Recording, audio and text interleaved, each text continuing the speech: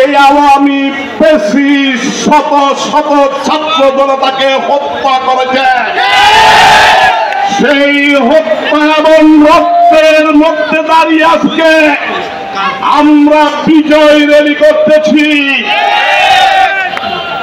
এখন আমাদের যারা শরীক, সে আন্দোলনে যারা সাথী ছিল, তারা আওয়ামী লীগের কথা ভুলে গেছে। তারা আওয়ামী লীগের কোন ফ্যাসিজমের গ্রেফতারের দাবি জানাই নাই।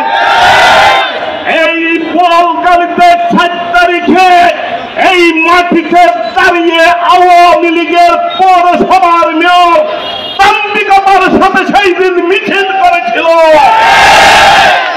সেই আওয়ামী লীগের কোন পদ পদবীধারী ব্যক্তিদেরকে প্রশাসন এখনো গ্রেফতার করে না। আওয়ামী লীগের, যুবলীগের, ছাত্রলীগের, স্বেচ্ছাসেবক লীগের, শ্রমিক লীগের কোন নেতা পদবীধারী নেতাকে এখনো গ্রেফতার করে নাই প্রশাসন।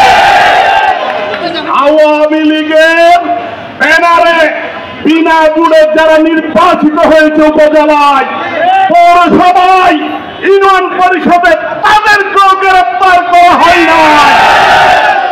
এখনো এই আওয়ামী লীগের ফ্যাসিজম বোয়ালখালীর ইউনিয়ন পরিষদে বহাল তবিয়তে কাজ চালিয়ে যাচ্ছে, তাদেরকে পুলিশ গ্রেফতার করে না। তারা আগেও যেভাবে প্রকল্পের টাকা, সরকারি বরাদ্দের টাকা আত্মসাৎ করেছে, এখনো সেই টাকা আত্মসাৎ করে চালিয়ে যাচ্ছে।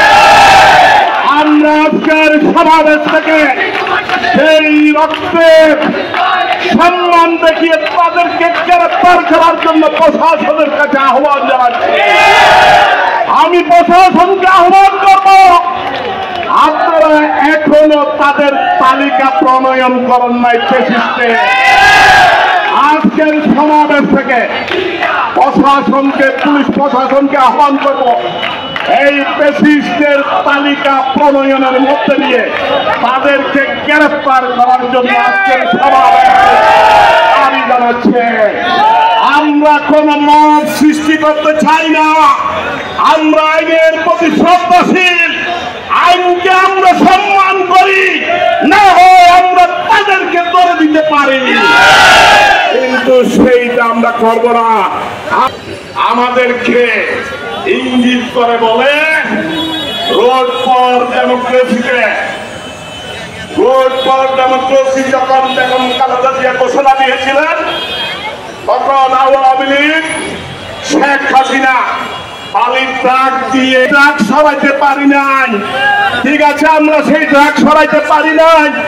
যারা সেই আমাদেরকে ইঙ্গিত করে বলে, তারাও তো সেই দিন সেই 22 দলীয় জোটের শরীক একটি সংগঠন ছিল।